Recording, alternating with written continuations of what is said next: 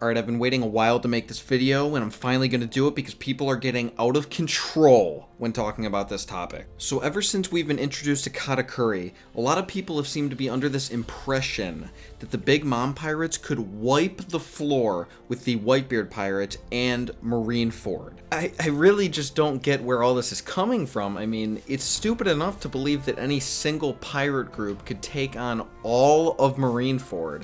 But, I mean, and then the claim that they can take on the Whitebeard Pirates, like, why? They're so powerful. It's like people think that just because the Whitebeard Pirates didn't completely blow out the entire Navy force, that they're just not good or something. Even though they, number one, critically injured at least one admiral, two, got ambushed by Blackbeard, who is now an emperor, and three, Ace just committed suicide. I mean, what was that? I don't understand how taking an L against the entire Navy, including the warlords, is what we now consider to be a weak crew.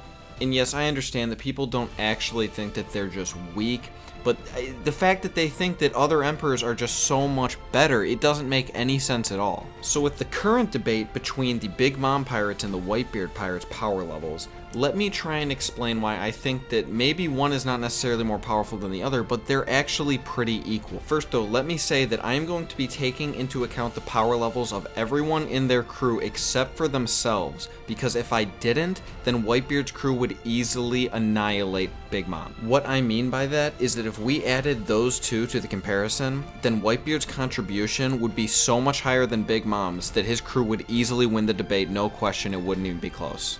And I mean, I guess that's a debate for another day, but for now, let's just compare the power levels of both of the crews alone. First, let me say that I believe, with the exception of Beige, everyone in Big Mom's crew is completely worthless except for the top commanders, and Beige is a traitor anyway, so it doesn't really matter. Tamago might be worth discussing, but I mean, he got beat by Pedro, so...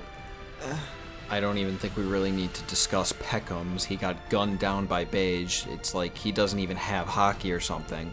So pretty much the only people that even matter are the commanders. So on Whitebeard's side, we have three commanders that actually matter, being Marco, Jozu, and Vista. You could definitely make arguments that out of the 16 other ones, a few of them would also be very powerful, but we don't really have enough information on them to make any 100% confirmed claims, so I'm not even going to try to do that. The three of these guys are powerful enough to completely support my claim anyway, so I'm not really worried about it. Vista fought against Mihawk in the War of the Best, and he didn't even seem like he was really that concerned about it at all. Mihawk didn't really seem that concerned either, but it's a pretty big deal if someone isn't completely blown away when facing the greatest swordsman in the world. He didn't seem to care at all. We also have Jozu. Jozu managed to throw an iceberg half the size of Marineford at it, fuck up Aokiji, and take face on the strongest slash in the world from Mihawk. Whitebeard wasn't phased at all when that slash was coming near him because he knew that it was easily going to be stopped by Jozu. Now Marco though. Oh my god, Marco. Marco is the guy that completely blows this debate out of the water. I think he is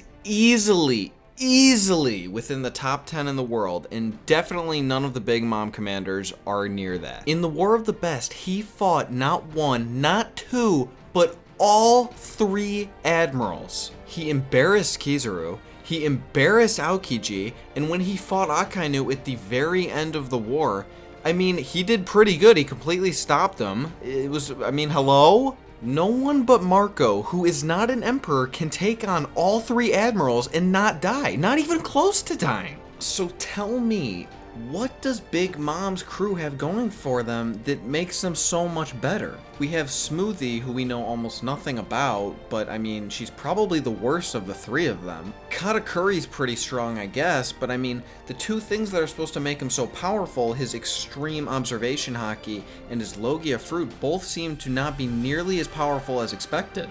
And then Cracker, who is supposed to be the strongest of the three of them, just sucks. He sucks. He lost to Luffy and Nami, and I know that it was a pretty big counter, but there's just no way that someone who's supposed to be that powerful should get beaten that easily. Marco would fuck him up. Honestly, I bet Vista could shit on Cracker's stupid ass arm. That's about all I got for this debate.